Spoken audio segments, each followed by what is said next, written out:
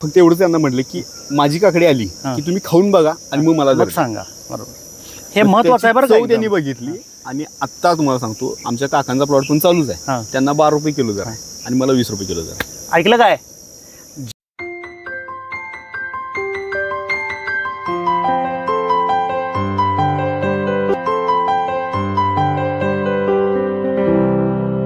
नमस्कार शेतकरी मित्रांनो, मी राहुल टोपले, संस्थापक मिशन ऑर्गॅनिक.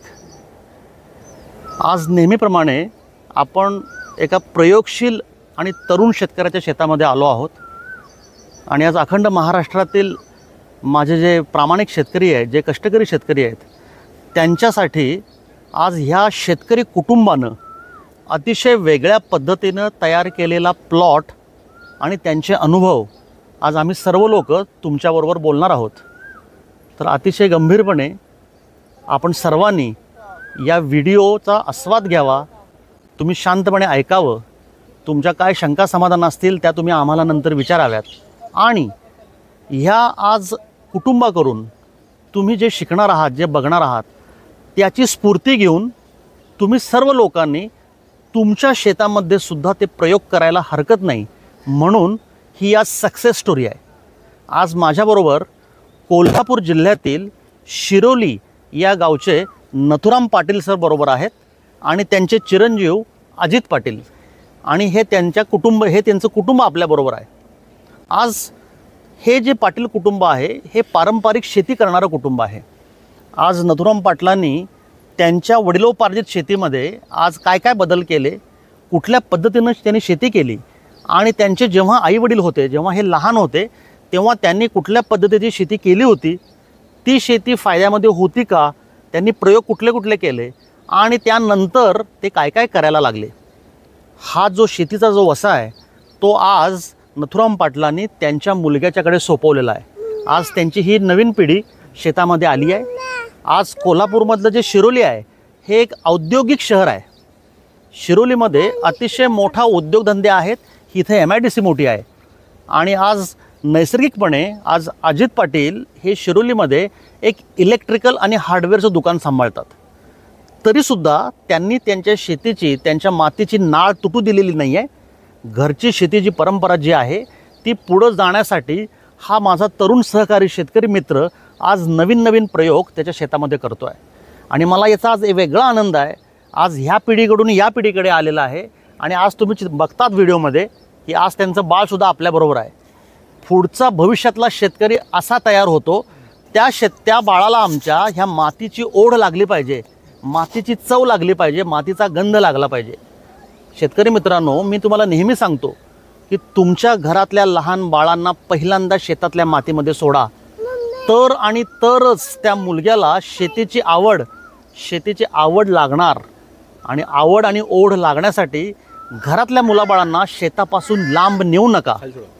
याचं कारण भविष्यातील शेतकरी जर आपल्याला तयार करायचे असतील तर या छोट्या मुलाबाळांना सुद्धा आपण जे काय बोलतोय, आपण जे काय करतोय, त्या सगळ्या गोष्टी समजायला हव्यात आणि त्यांचे पाय ह्या भूमातेला लागायला हवेत. तेव्हाच ही पुढची पिढी तुमच्या माझ्यासाठी चांगलं अन्न तयार करण्यासाठी शेतकरी होणार आहे. तर चला आज आपण ह्या सुंदर कुटुंबाशी गप्पा मारूया. त्यांचे अनुभव काय आहेत, पहिले अनुभव काय होते, आत्ताचे अनुभव काय आहेत, आणि याच्या पुढे हे अनुभव आल्यानंतर हे पुन्हा काय करणार आहेत, यांची स्वप्न काय आहेत, हे सगळं बघूया. तर शेतकरी मित्रांनो, सर्वसाधारणपणे शेतकऱ्यांना काय म्हणायचं आहे सध्या की निसर्ग कोपलेला आहे, वातावरण बिघडलेलं आहे, जमिनी खराब झालेल्या आहेत आणि आम्हाला शेती परवडत नाही. हे सर्व सामुदायिक वाक्य मी प्रत्येक शेतकऱ्याकडे ऐकतोय. आणि मिशन ऑर्गॅनिक ही संस्था अशाच अडीअडचणीत आलेल्या शेतकऱ्याला मार्गदर्शन करायला सदैव तयार आहे. आज त्याचं हे जिवंत उदाहरण तुमच्यासमोर ठेवताना मला फार आनंद होतो आहे. पाटील साहेब नमस्कार. नमस्कार. तुमच्या घरामध्ये शेतीची परंपरा काय, किती वर्ष तुम्ही शेतकरी आहात? आम्ही काय मग शेती करतो. तुमचे आई वडील शेती करत होते, आजोबा पण शेती करत होते? आजोबा करत होती, आता आम्ही करतो. तुम्ही पण करताय. तुम्ही जेव्हा लहान होता, जेव्हा तुमचे वडील शेती करत होते, तेव्हा या शेतामध्ये कुठल्या प्रकारची पिकं त्यावेळी घेतली जायची? त्यावेळी आमच्या इथं पहिलं माळं होतं, वांगी, ऊस, ओके. सगळं टोमॅटो, तुम्ही भाजीपाला वगैरे करतो, सगळं माळवा सगळं करत माळं होता? भरपूर करतो. आमचा मकाजी पाटील मळा एक प्रसिद्ध वांग्यात होता, म्हणजे वांगी प्रसिद्ध होती इथं? प्रसिद्ध होती. ओके ओके बरं. मग आता ते ह्या 30 वर्षाच्या काळामध्ये ते सगळं बंद झाले. नाही, मग आता मला सांगा की जर वांगी प्रसिद्ध होती आणि तुमचे पूर्वज, तुमचे आई वडील, आजी आजोबा जर या ठिकाणी सर्व प्रकारचा भाजीपाला माळवं करत होते, तर मधल्या काळामध्ये असं काय घडलं की भाजीपाला तुम्ही बंद केला आणि ऊसाकडे गेलात? त्याचा काय झाला प्रॉब्लेम, जी आम्ही वांगी अशी जी माळवं सगळ्या प्रकारचं जे करत होतो, हा हा, ती वांगी अशी लावली की त्याला मरच लागायला लागली मर लागायला लागले आणि ते रोग यायला लागले, उत्पादन निघालं, म्हणजे झाडच मारायची. बर. पण ती जेव्हा तुम्ही माळवं करत होता तेव्हा तुम्ही ते नैसर्गिक किंवा म्हणजे ऑर्गॅनिक करत होता की रासायनिक त्याच्यावर मारा होता? पहिलं काय मी रासायनिक असं काय नव्हतं. म्हणजे नमस्कार. काय नाही लावायची. आम्ही बारकी होतो, आम्ही त्यांच्या संग विकायला जायचं. बर बर. मग आमच्या गावामध्ये 25 कुटुंब आमची त्याच्यावर इथून बघा त्या रोईकर कॉलनी, टेंबलावाडी, विक्रमनगर, म्हणजे इथून तुम्ही कोल्हापुरात 10-15 किलोमीटर डोक्यावर घेऊन जात होता. तेव्हा काय गाड्या वगैरे नव्हत्या, पण तेव्हा रासायनिक नव्हतं. नाही, तेव्हा उत्पन्न चांगलं येत होतं एकदा. पण जेव्हा तुमचं उत्पन्न कमी यायला लागलं तेव्हा तुम्ही रासायनिक चालू केलं असं म्हणायचं आहे की काय वेगळं होतं अजून? नाही, रासायनिक त्याचं काय केलं नाही त्याने. ते वांगी मारायला लोक आमच्या इथे थांबले, त्यांनी परत काही लोकांनी प्रयोग केला, बर, पण त्यांना काय ते यश भेटलं नाही. मग ते जेव्हा नुकसानीत यायला लागलं तेव्हा तुम्ही मग माळवं थांबून मग तुम्ही परत उसा पिकाकडे गेला. पण पुन्हा तुम्हाला असं वाटलं नाही का कधी आज मधल्या ह्या 20-25 वर्षामध्ये की पुन्हा इकडे करावं असं? परत आम्ही इथं या बागेमध्ये आम्ही आमची घेतो नाही, कोथिंबीर, बऱ्याच वेळा प्रयोग केला आम्ही, बर, पण ते वांग्याचं झाड असं फुलकळी आली की मरायचं. नाहीतर मेथी आली की वर शेंड जाळायचं, ते परत कोथिंबीर जाळायची. मग ह्याचा शोध घेतला का तुम्ही की असं म्हणजे जमिनीमध्ये काय प्रॉब्लेम आहे का, बियाणं काय वेगळं आहे का, माती परीक्षण वगैरे सगळं केलं आम्ही. सगळं परीक्षण वगैरे केलं. पोरं लहान होती तेव्हा आम्ही सगळं केली, माती परीक्षण केलं, ते काय नाही, पण त्याला काही औषध सांगितली आणि मारायची, पण त्याचा काही उपयोग झाला नाही. ओके. म्हणजे आता 20-25 वर्ष तुम्ही थोडक्यात ऊस काय केला, म्हणजे ऊस सोडून दुसरं काय केलं नाही. पण हा प्लॉट जो तुम्ही आता काकडीचा प्लॉट जो दिसतोय पाटील साहेबांनी केलेला, हा 20-25 वर्षांनंतर त्यांनी प्रयोग केला. त्यांचा जो मुलगा आहे हा अजित पाटील, त्यांनी मिशन ऑर्गॅनिकचे काही व्हिडिओ बघितले जसे तुम्ही बघता आहात आणि त्यांचं कुतूहल जागं झालं आणि त्यांना वाटलं की हे काय गंमत, असं कसं होत आहे. पण आणि ते व्हिडिओ बघून जसे लोक इन्स्पायर होत आहेत, जसं लोकांचं मोटिवेशन वाढतंय, त्याचं हे उदाहरण, जिवंत उदाहरण आहे. आणि मग अजित पाटलांनी मिशन ऑर्गॅनिकच्या ऑफिसला फोन केला आणि हे समजून घेतलं की हा प्रकार काय आहे. कष्टकरी शेतकरी वर्गाला, ह्या कष्टकरी कुटुंबाला पहिल्यांदा हा विश्वास बसला नाही, कारण आमच्या भागामध्ये आम्ही करत होतो, आता येत नाही आहे. आणि शेतकरी मित्रांनो, मी नेहमी सांगतोय की तुम्ही पारंपरिक उत्पादन घेतलं पाहिजे. आणि आज ह्या कुटुंबाचा जो व्हिडिओ थोडासा मोठा व्हिडिओ होणार आहे, सगळ्यांनी बघा शेवटपर्यंत. मला खूप वेगळं बोलायचं आहे आज, कारण जे मी नेहमी बोलतो ते ह्या कुटुंबानं आज करून दाखवलेलं आहे आणि त्याचे रिझल्ट्स काय आहेत हे आज तुम्ही बघता आहात, बघणार आहात आणि ऐकणारही आहात. पहिल्यांदा अजित पाटीलनी काय केलं असेल तर जेव्हा ऑफिसला फोन केला तेव्हा त्यांनी विचारलं की माझ्या शेतामध्ये मी काय करू, हा प्रश्न त्यांनी विचारला. आणि मी नेहमी सांगतोय की तुम्ही ज्या भागामध्ये आहात तिथलं वातावरण, तिथली जमीन आणि तुमच्या भागामध्ये पारंपरिक उत्पादन कुठलं घेत होते आधी याचा थोडा अभ्यास करून तुम्ही उत्पादन घेतलं पाहिजे.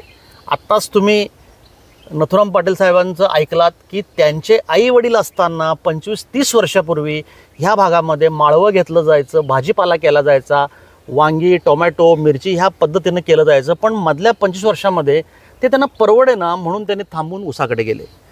आणि 25 वर्षांनंतर जेव्हा हा तरुण शेतकरी नवीन काहीतरी करू पाहत होता, प्रयोग करू पाहत होता, तर त्या मुलग्याला बरोबर नस सापडली. त्यांना आमच्याकडे औषधं मागितली नाहीत, तर त्यांना पहिल्यांदा हे मार्गदर्शन मागितलं की माझ्या शेतामध्ये कुठल्या प्रकारचं पीक मी केलं तर ते फायद्यामध्ये येईल. आणि तेव्हा त्यांनाच आम्ही प्रश्न विचारला की तुमच्या भागामध्ये पारंपरिकपणे काय करत होते. आज त्याचं उत्तर यांनी दिलं की ह्या ठिकाणी माळवं, भाजीपाला सगळ्या करत होते. आणि म्हणून आम्ही त्यांना फक्त 10 गुंठ्याचा एक ट्रायल प्लॉट करायला सांगितला काकडीचा, ज्या प्लॉटमध्ये आज आपण उभे आहोत. आणि ह्या मुलग्यानं आम्ही सांगितलेलं सगळं तंतोतंत ऐकलं आणि भगवंतानं त्यानं केलेल्या कष्टाला, त्याच्या निष्ठेला त्याच्या श्रद्धेला, त्याच्या विश्वासाला आज काय भर भरून दिलं आहे हे तुम्ही ऐकणार आहात. अजित नमस्कार. आता आपण त्याच्या तोंडातून ऐकूया की त्याला सांगितलं होतं काकडी लावण्यासाठी, तर त्याच्या आधी त्याचा शेतीतला अनुभव काय हे जरा बाळ तू मला सांग की हे करण्या अगोदर शेती व्यवस्थेविषयी तुझ्या मनामध्ये कुठल्या गोष्टी होत्या. कारण तुझे पूर्वज सगळे, तुझे वडील आजोबा सगळे शेतकरी होते, तर तू लहानपणापासून घरामध्ये शेती बघत आलेला आहेस. तर हे करण्या अगोदर शेतीविषयी तुझ्या मनामध्ये कुठल्या भावना होत्या, कुठले अनुभव होते हे जरा तू डिटेलमध्ये कॅमेऱ्याकडे बघून सांग. आम्हाला घरात पहिल्यापासूनच सांगितलंय की तुम्ही शेतीच्या काही नादाला लागू नका, शेतीच्या काही नादाला लागू नका. हे सांगितलं होतं. हां, पप्पांचं एकच म्हणजे कायमचं वाक्य आहे की तुम्ही सावलीला बसून पैसे मिळतील असा काहीतरी व्यवसाय करा किंवा नोकरी करा. त्यांना म्हणजे ते त्यांचं सांगण्याचं काम होतं, त्यांनी केलं. तसं मी इलेक्ट्रिकल हार्डवेअरचा व्यवसाय पण केला. पण जे पहिल्यापासून जी माझी शेतीशी जुळलेली नाव आहे ती कधी म्हणजे आवड आहे की वेगळं काहीतरी आपण केलं पाहिजे आयुष्यामध्ये येऊन, आणि तसं सारखं सतत वाटायचं.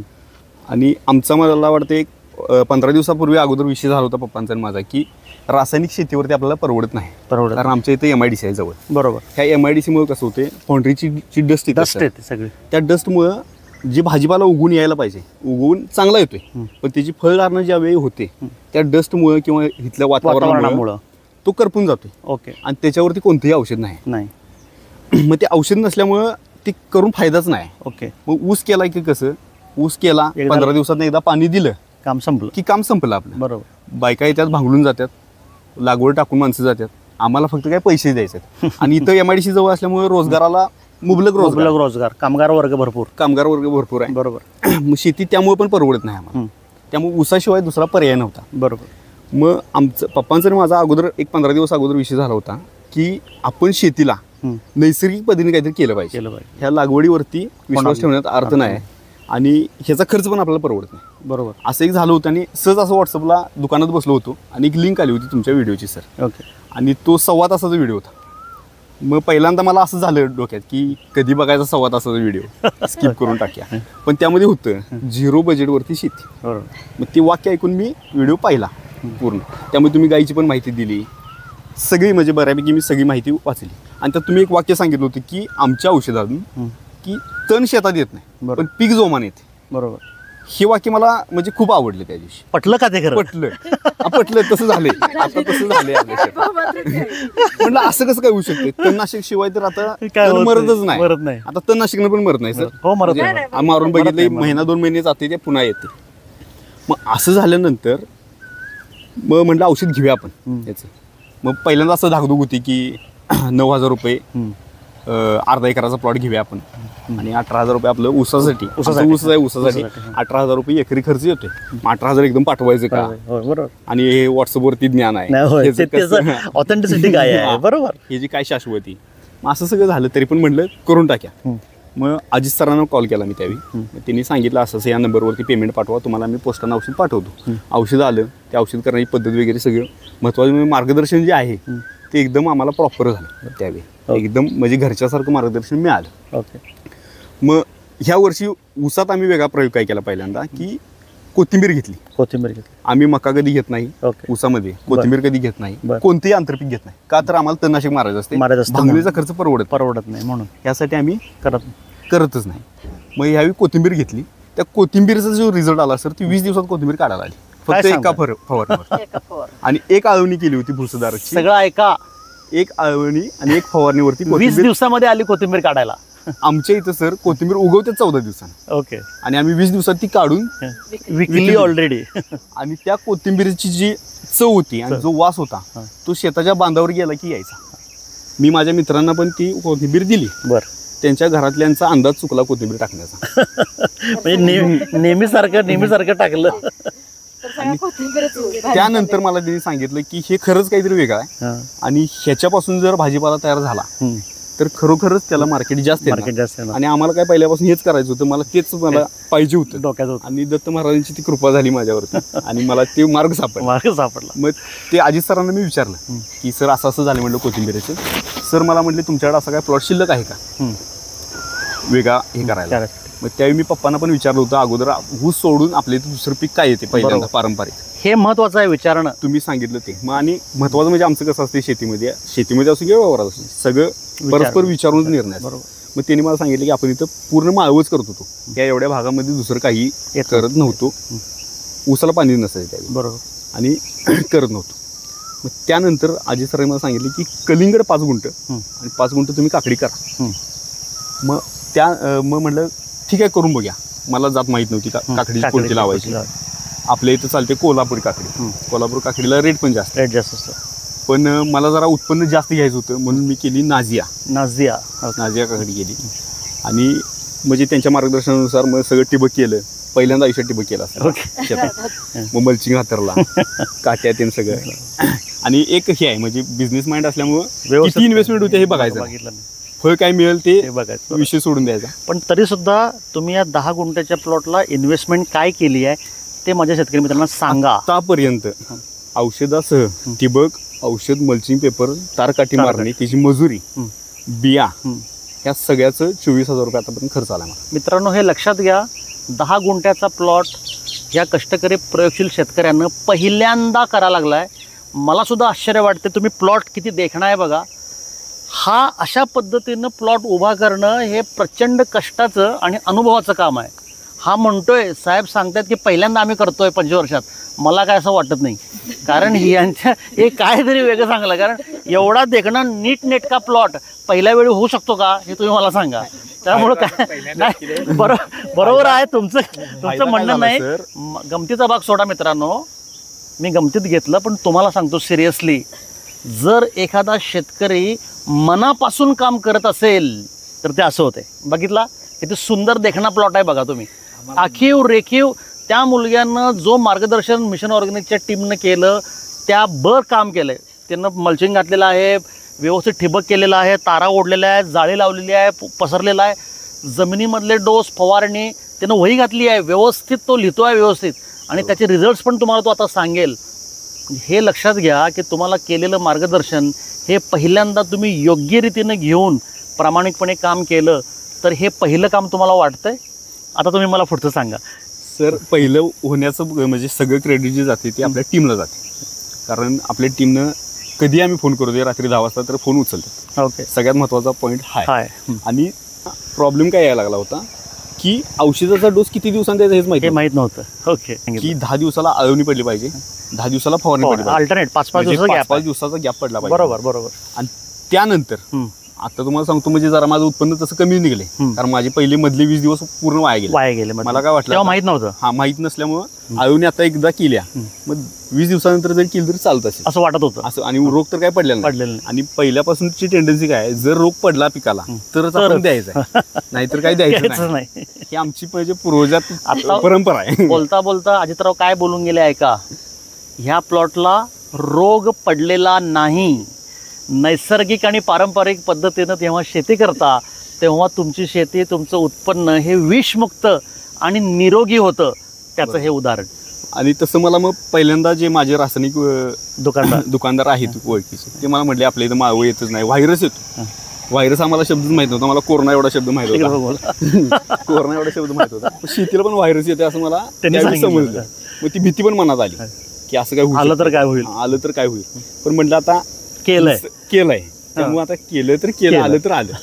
आणि त्यानुसार पहिला तोडा माझा बरोबर 2 एप्रिलला आला. पहिल्या दिवशी काकडी 50 किलो निघली. 50 किलो आली पहिल्या दिवशी काकडी. दुसऱ्या दिवशी आम्ही लगेच तोडली. दुसऱ्या दिवशी आम्हाला 40 किलो निघाली.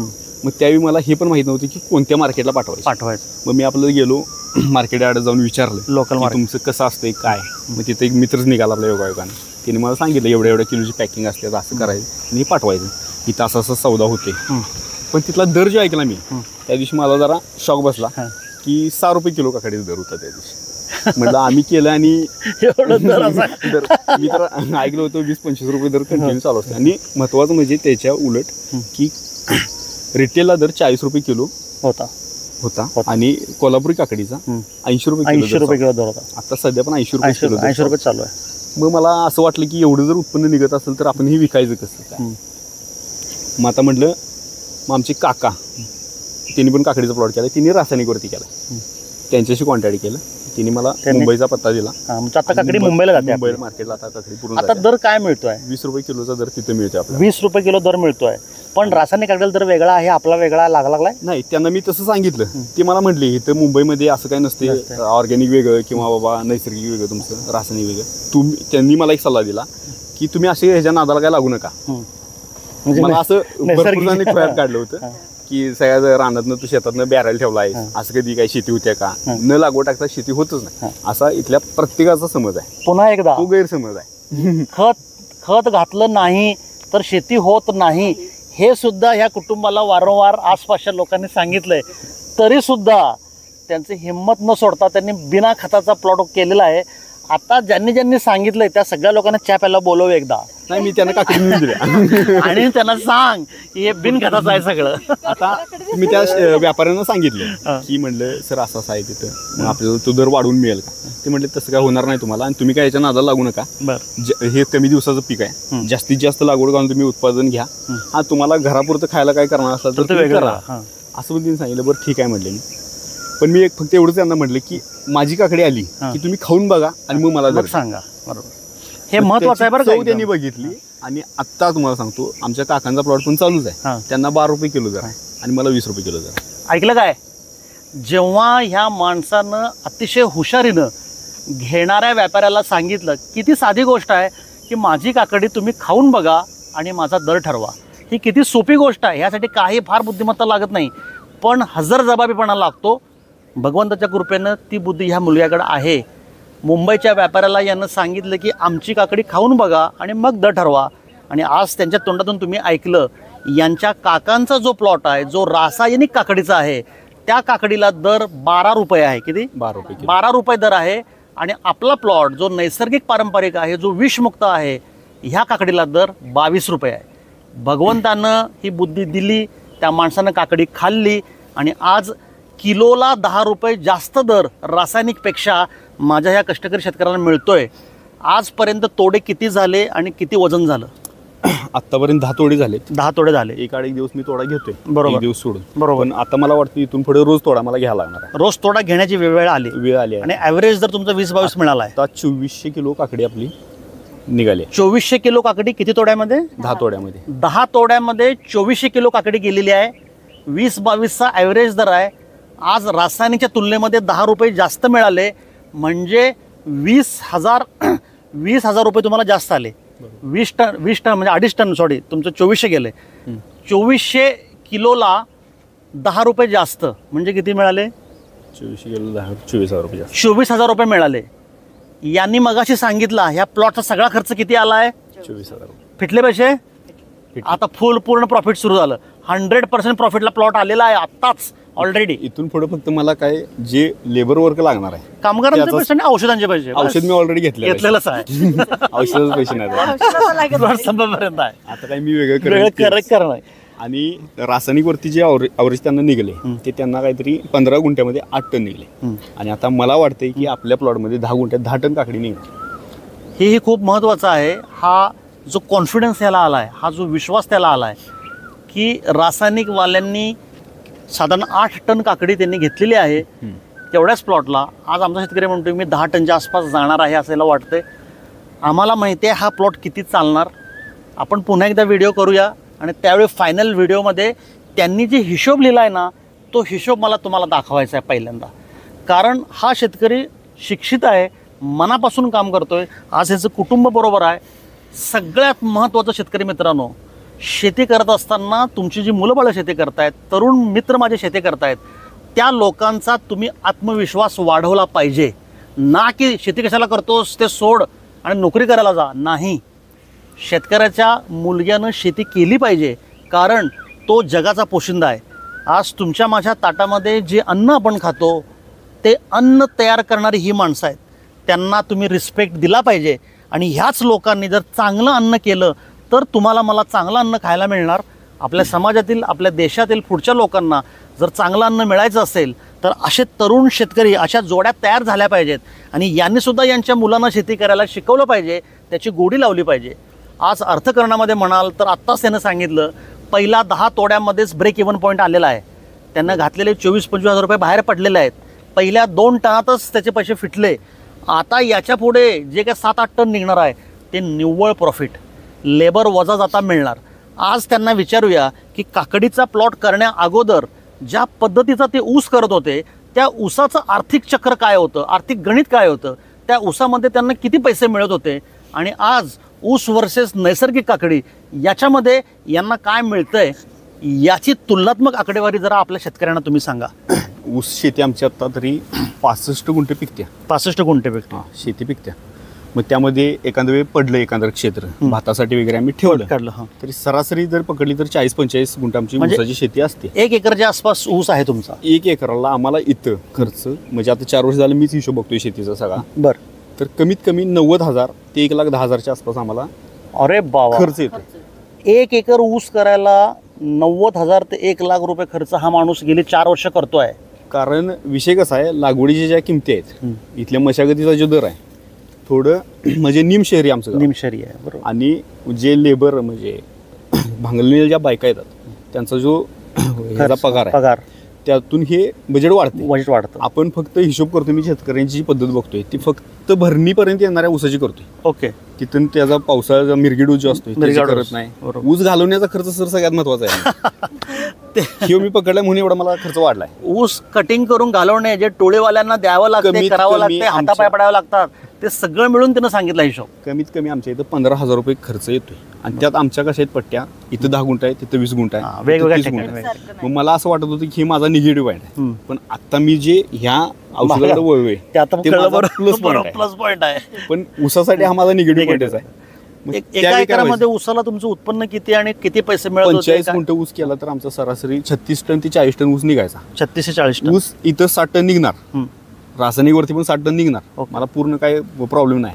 पण आमचं जे इथं ऊस जाण्याचा जो प्रकार आहे तो जर नोव्हेंबर-डिसेंबर महिन्यात गेला किंवा जानेवारी महिन्यात गेला तर ते वजन बसतं. तर ते वजन 100% आम्हाला बसते. पण उशीर होतोय. आमचा ऊस इथं जानेवारी एंडिंग, फेब्रुवारी किंवा शेवटला कारखाना ज्या दिवशी बंद होणार आहे त्याच्या आधी 2 दिवसच जातोय. ते पण असं हातापाया पडून जाते. स्वतः ऊस तोडायचा, नाहीतर माणसं वेगळी लावायची वाड्यावर तोडायला. आणि सगळ्यात वाईट म्हणजे ऊस कितीतरी आम्ही पेटवून दिला. स्वतः पीक करायचं आणि ते पेटवायचं, त्या त्रास आहे तो एक वेगळंच मानसिक त्रास. आणि अशा प्रकारे आता ती ऊसाची शेती केल्या म्हणून मला वेगळं काहीतरी करायचं होतं. नाही, पण त्या ऊसातून तुम्हाला पैसे किती मिळत होते हे महत्त्वाचं आहे. आता 40 टन जर ऊस गेला तर पकडा की 1,20,000 रुपये येतात. 1,20,000 मिळाले. म्हणजे पूर्ण शेती तुम्हाला किती मिळालं? 90,000 ते 1,10,000 खर्च व्हायचा. 1,20,000 रुपये माझं बिल यायचं. ते पण 2 टप्प्यात आलं तर मला काहीच राहायचं नाही. विषय संपला. मग तरी पण मला एवढ्या शेतीत 10,000 रुपये राहत होते. ऐकलं मित्रांनो, कष्टकरी शेतकरी 12 ते 14 महिने 1 एकर ऊसासाठी राबतो. खर्च 90,000 ते 1,10,000 आणि उत्पन्न किती मित्रांनो? 3 रुपये किलो, 1,20,000. जर 1,10,000 खर्च असेल आणि 1,20,000 उत्पन्न येत असेल तर 10 ते 15,000 रुपये वर्षाला. हे बुद्धीला अजितराव पटते का आपल्या? प्रॉब्लेम माझा केव्हा झाला, मला सगळ्यात जास्त केव्हा वाईट वाटलं, काकडी 3रा तोडा असेल माझा, मी पाठवली मुंबईला. आणि मी त्यावेळी मला माहित नव्हतं की ह्यामध्ये व्हरायटी वेगवेगळी सॉर्टिंग करायची असते. म्हणजे लहान काकडी वेगळी, मोठी काकडी वेगळी. मी मिक्समध्ये गेली. आणि पहिला दर लागला होता मला 22 रुपये. मी तो तुम्हाला सांगितलंच नाही, 20 रुपये सांगितला. आणि त्या दिवशी दर लागला मला 16 रुपये.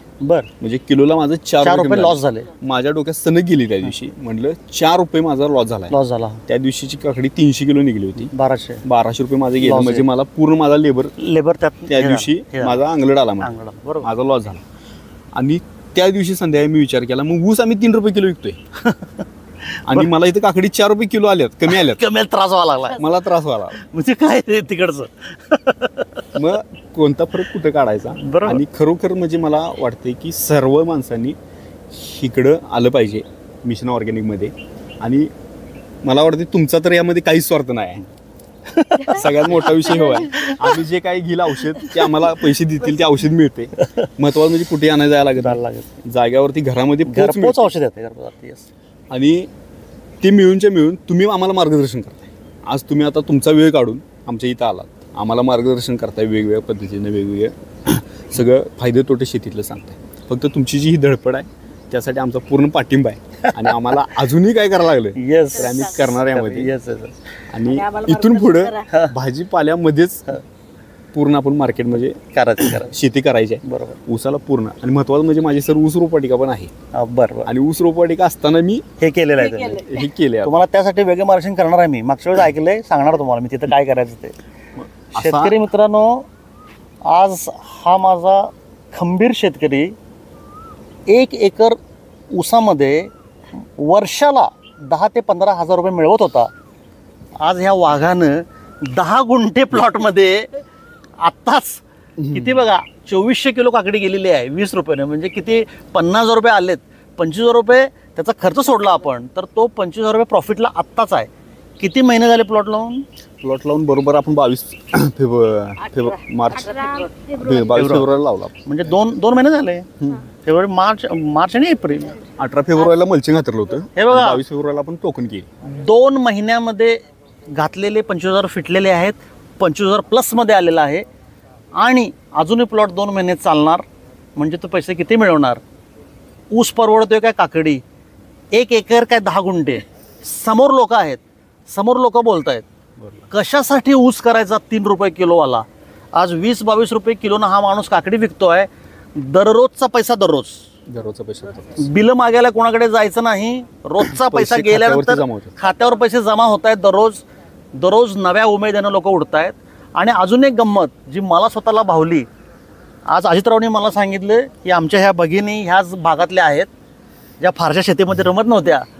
पण हा प्लॉट सुरू झाल्यानंतर त्यांचा सुद्धा उत्साह वाढलेला आहे. त्या तोंडातनं ऐकायचं आहे आपण. कारण मागच्या वेळी मी आलो तेव्हा मला अजितनं विशेष कौतुक केलं ऐकवतो त्याच्या, की 6 वाजता उठून ते मागं लागतात ना वराकडे, चला काकडी तोडायला जाऊया. हे किती सुंदर आहे, हे किती आनंद आहे. मी समाधानी झालो खरोखर सांगतो. कारण आज शेतकऱ्याच्या पत्नीनं शेतकऱ्याला अतिशय धीर दिला पाहिजे, मदत केली पाहिजे, त्याचा उत्साह वाढवला पाहिजे. त्याचं हे आमची भगिनी म्हणजे उदाहरण आहे. तुम्ही आता मला माहिती द्या, तुम्ही आता 2 मिनटं मला सांगा की तुम्ही माहेरी असताना शेतामध्ये काम करत होता का? आधी करत नव्हता. माहेरी शेतीमध्ये काम करत नव्हत्या. आता इथं आल्यानंतर त्यांना वाटायला लागलंय की शेतामध्ये काम करायला पाहिजे. बरोबर आहे ना? मनापासून वाटतंय असं? म्हणजे काकडी केल्यापासून वाटायला काकडी केल्यापासून वाटायला लागलंय. तुम्हाला काय वाटतंय हा प्लॉट बघून? अगदी मस्त मोकळं सांगा, इकडे बघून बोला. कारण माझ्या सगळ्या भगिनी बघणार आहेत हे सगळं. खूप छान वाटतंय काकडीचा प्लॉट बघून. म्हणजे असं आलं की मन रमतंय इकडं. आणि तोडायला पण मजा येते.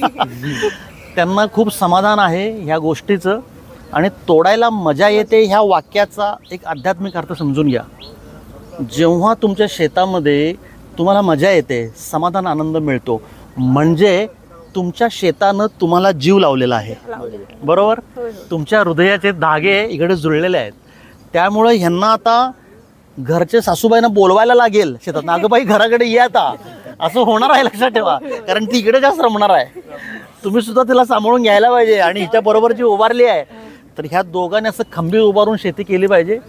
भविष्यामध्ये भारतातील जनतेला, आपल्या देशातील जनतेला जर आपण आरोग्यदायी करायचं असेल, सगळ्यांचं आरोग्य चांगलं व्हावं अशी तुमची इच्छा असेल, जी माझी आहे, जी याची आहे, तर आपण सर्वांनी विषमुक्त अन्न तयार केलं पाहिजे, ज्याचा ट्रायल प्लॉट तुमच्या समोर आहे. आज हे कुटुंब अतिशय आनंदी समाधानी आहे. प्रत्येकाच्या चेहऱ्यावरचा आनंद, समाधान हे तुम्ही पहिल्यांदा बघा. हे कधी येतं माहिती आहे का? जेव्हा तुम्ही निसर्गावर साथ देता, निसर्गावर विश्वास ठेवता. आज ह्या लोकांनी रसायन पूर्ण थांबवलं आणि नैसर्गिक पारंपरिक पद्धतीमध्ये आले. आणि अशा कुटुंबाला नेहमी मार्गदर्शन करायला आम्हाला सुद्धा आवडतं. कारण जेव्हा जेव्हा यांचे फोन येतात, त्यांनी सांगितलं की मिशन ऑर्गॅनिकच्या लोकांनी चांगलं मार्गदर्शन केलं. हे माझ्या टीमचं कर्तृत्व आहे, माझं नाही. कारण आमच्याबरोबर काम करणारी जी लोकं आहेत, ही सगळी मनापासून आनंदानं काम करतात. म्हणून आम्हाला ह्यासारखे सगळे समाधानी शेतकरी मिळतात. आणि या लोकांच्या शेतामध्ये नंदनवन फुलायला सुरू झालं आहे. आज आम्ही अजितरावांना सांगितलं की आता ऊस कमी करा आणि संपूर्ण पद्धतीनं आपण यांच्या प्लॉटला भाजीपाला करूया. कोल्हापूर हे शहर मोठं जवळ आहे, मार्केट जवळ आहे. आज यांनी ट्रायल प्लॉट केल्यानंतर यांची काकडी मुंबईला जाते. पण मला काय म्हणायचं आहे मित्रांनो, तुम्ही फार लांब 200-400 किलोमीटरवर हे विकण्याच्या फंदात पडायचं नाही. कारण कोल्हापूरमध्ये माणसं राहतात आणि त्यांना सुद्धा काकडी पाहिजे आहे. त्यामुळे त्याचा प्रवास खर्च, बाकीच्या गोष्टी आहेत. ज्या पद्धतीनं तुम्ही नैसर्गिक प्लॉट केलात आणि ज्या पद्धतीनं उत्पन्न घेतलं आहे, तसंच तुमचं विक्रीमध्ये सुद्धा उत्पन्न वाढावं म्हणून मिशन ऑर्गॅनिक एक वेगळ्या प्रकारचं काम करते आहे आणि ते तुम्हा लोकांना घेऊन करणार. शेतकरी मित्रांनो, आम्ही जे काम केलं आहे, आम्ही जो वसा उचलला आहे तो आमचा एकट्याचा नाही, तो आपल्या समाजाच्या देशाचा आहे. त्यामुळं माझ्या बरोबरीनं, आमच्या टीमच्या बरोबरीनं शेतकरी मित्रांनी सुद्धा आमच्या ह्या यज्ञामध्ये, ह्या कामामध्ये सहभागी व्हायला पाहिजे असं माझं आग्रहपूर्वक म्हणणं आहे. आज अजितराव त्यांच्या मंडळी, आज दादा आहेत त्यांची मंडळी आहेत, ही लोकं तयार झाली. कारण आज तयार झालेला हा विषमुक्त शेतीमाल जोपर्यंत योग्य माणसांच्यापर्यंत पोचत नाही तोपर्यंत आपण जे ध्येय घेतलेलं आहे ते पूर्ण होत नाही. नुसतं उत्पन्न तयार करून उपयोग नाही, तर ते योग्य माणसांच्यापर्यंत जायला पाहिजे. पैसा मिळणार आहेच, तो हा माणूस मिळवतो आहेच. पैशाच्या पुढे भरपूर गोष्टी आहेत, प्रचंड अध्यात्म आहे. आपल्या सर्व लोकांच्या तब्येती चांगल्या राहिल्या पाहिजेत, त्यासाठी आपण पहिल्यांदा काम केलं पाहिजे, ते चांगलं कर्म केलं पाहिजे. आणि त्यामध्ये सुद्धा अशा ह्या तरुण जोडप्यांना, अशा ह्या अनुभवी लोकांना सुद्धा बरोबर घेऊन मिशन ऑर्गॅनिक एक पुढचा टप्पा तयार करत आहे. तयार झालेला नैसर्गिक शेतीमाल लोकांच्यापर्यंत वेळेत कसा पोचवायचा ह्या संदर्भात आमचं काम सुरू आहे. आणि येत्या महिन्याभरातच तुम्हाला त्या संदर्भात सुद्धा एक व्हिडिओ बघायला मिळेल, त्याची माहिती बघायला मिळेल. आज अखंड महाराष्ट्रातले शेतकरी जो हा व्हिडिओ बघतायत, तुमच्या प्रत्येकाच्या जिल्ह्यामध्ये, तालुक्यामध्ये, गावामध्ये हे प्रयोग आपण करायचे आहेत. आणि तुम्हीसुद्धा तुमच्या तालुक्याच्या, जिल्ह्याच्या ठिकाणी तुमचा शेतीमाल कसा घेऊन जायचा आणि तो विक्रीची व्यवस्था कशी करायची याच्यावर आमचा एक अभ्यासाचा गट काम करतो आहे. एक महिन्याभरातच तुम्हाला आम्ही ते मॉडेल तुमच्यासमोर ठेवू. आणि महत्त्वाचं, हे सगळं करत असताना आपल्याला अतिशय प्रामाणिकपणे, निस्वार्थीपणे काम करायचं आहे आपल्या समाजासाठी, देशासाठी. कारण मिशन ऑर्गॅनिक कधीही कोणाच्याही पैशामध्ये येत नाही. आज पुन्हा मी सांगतो, ह्या शेतकऱ्यांनी एवढं जर उत्पन्न मिळवलं आहे तर मी ह्या बाबाकडनं काय चौथाही मागणार नाही, माझा प्रवास खर्च मागणार नाही मी माझं मानधन मागणार. कारण आम्ही प्रामाणिकपणे काम करतो आहे, आम्ही दत्तमार्गी आहे. आणि आमच्या भगवंताच्या कृपेने, त्यांच्या आदेशाने अशी सुंदर माणसं आम्हाला जोडली जात आहेत. आज माझं नाही नातं ना गोतं, पण ह्या माणसांच्या बरोबर मी जोडला गेलो आणि हे लोक माझ्या आज कुटुंबाचा भाग झाले. आज मिशन ऑर्गॅनिक माझं एकट्याचं नाही आहे, आज मिशन ऑर्गॅनिक तुम्हा सगळ्यांचं आहे. तेव्हा मिशन ऑर्गॅनिकचं काम पुढं नेण्यासाठी आज मला ही दमदार 4 माणसं भेटली. आज ह्या कामामध्ये अजितरावना त्यांचं हार्डवेअरचं दुकान आणि त्यांची शेती सोडूनसुद्धा मी मिशनची जबाबदारी देणार आहे आणि ते करणार आहे. त्यांनी आल्यावरच मला सांगितलं, साहेब मी काम करणार आहे तुमच्यावर. आणि असे सहकारी जे मला मिळतात ना, ह्या सहकाऱ्यांच्यामुळे मिशन ऑर्गॅनिकचं काम पुढं निघालं आहे. आपल्या देशामध्ये आपण एक उत्तम काम उभं करूया, आपल्या सर्व शेतकरी बांधवांची तब्येत चांगली ठेवूया, पर्यायानं आपल्या समाजाची तब्येत चांगली ठेवूया. कारण शेतकऱ्यांच्या तब्येती चांगल्या राहिल्याशिवाय शेती करायला अंगात ताकद कुठून येणार. त्यामुळे तुम्ही लोकांनी पहिला चांगल्या गोष्टी खाल्ल्या पाहिजेत, तब्येत चांगली ठेवली पाहिजे आणि सुंदर शेती करून आपल्या समाजामध्ये आपण विषमुक्त भाजीपाला, विषमुक्त कडधान्य सगळ्यांसाठी दिलं पाहिजे. हे आपल्या आयुष्याचं आद्य कर्तव्य असलं पाहिजे. पैसा सगळे लोक मिळवतात, सगळ्या गोष्टी करतात, पण आयुष्यात जन्माला येऊन आईसाहेब चांगल्या गोष्टी काहीतरी केल्या पाहिजेत. तर माझ्या मताप्रमाणे जे माझ्या आईवडिलांनी मला संस्कार केले, जे माझ्या गुरूंनी मला माझ्यावर आदेश दिला, त्या पद्धतीने मी काम करतो आहे. आणि मी खरोखर सांगतो, मी शेतकरी नाही, मी नेहमीच सांगतो मी इंजिनियर आहे. तरीसुद्धा जर माझ्यासारख्या शेतापासून लांब असलेल्या माणसाला भगवंत एवढं भर भरून देतोय, तर जी माणसं ह्या मातीशी जोडली गेलेली आहेत त्या लोकांना भगवंत किती देईल याची चुणूक ह्या माणसानं आत्ता बघितलेली आहे गेल्या 1.5-2 महिन्यामध्ये. तेव्हा मला असं वाटतं की ह्या माणसाला मी आता जास्त काय सांगायची गरज नाही. कारण ज्या पद्धतीनं आम्ही काम करतोय त्या पद्धतीनं माझा हा खंदा शेतकरी मिशन ऑर्गॅनिकच्या मार्गदर्शनानं तयार झाला आणि तो आता 5-50-100 शेतकरी तयार करणार याची मला खात्री आहे. दिव्याला दिवा लावत गेलं पाहिजे. ह्या दिव्याची दीपमाळ कधी होणार ते भगवंताला माहिती. आपण सर्वजण आनंदी राहूया, आपण सर्वजण निरोगी राहूया आणि हे जे काम घेतलंय हे पुन्हा खाली न ठेवता पुढे कसं जाईल हे सर्व लोकांनी मिळून ठरवूया. आणि हा व्हिडिओ बघणाऱ्या सर्व शेतकऱ्यांना माझी नम्र विनंती आहे की तुम्हीसुद्धा अजितरावांसारखं, ह्या वैलींसारखं प्रयोगशील व्हा. तुम्हीसुद्धा तुमच्या शेतामध्ये नवीन नवीन प्रयोग करा. अरे मित्रांनो, पैसे मिळतात, हिंमत हारू नका तुम्ही कोणी. आणि आम्ही आहे ना बरोबर तुमच्या, आणि ही लोकं आहेत ना तुमच्याबरोबर. आज ज्यांना काकडीचे प्लॉट करायचे आहेत त्या सर्वांना ह्या व्हिडिओमध्ये डिस्क्रिप्शनमध्ये आणि खाली मेसेजमध्ये अजित पाटलांचा नंबर मी खाली टाकतो. ज्यांना ट्रायल प्लॉट करायचा आहे, ज्यांना काकडी करायची आहे, त्या सर्वांनी न लाजता त्या माणसाला फोन करा. माझ्यापेक्षा त्या माणसानं काकडी केले, तो तुम्हाला उत्कृष्ट मार्गदर्शन करू शकेल. आणि याच्यापुढे काकडीतला तज्ज्ञ म्हणून मिशन ऑर्गॅनिकमध्ये मी याचीच नियुक्ती करणार आहे. हा ज्यांच्याकडनं शिकला ते बाबासाहेब पाटील, त्यांचाही व्हिडिओ येणार आहे. आज सांगली जवळचे बिसूरचे बाबासाहेब पाटील अतिशय छान शेतकरी आहे, मनस्वी माणूस आहे, मलाही तो आवडला आहे माणूस. त्या शेतकऱ्याचा सल्ला घेऊन हा शेतकरी तयार झाला. तुम्ही लोकांनी याचा सल्ला घेऊन तुम्ही तयार व्हायचं, तुम्ही आर्थिक नुकसानीतून बाहेर यायचं, आनंदानं शेती करायची, निरोगी मनानं जगायचं. व्हिडिओ आवडला ना तुम्हाला, लाईक करा, सबस्क्राईब करा आणि अजितरावांसारखं ह्या कुटुंबासारखं तुम्ही सुद्धा सगळे हसत खेळत राहा, ही माझ्या भगवंताच्या चरणी प्रार्थना. थांबूया इथंच, पुन्हा भेटू. नमस्कार.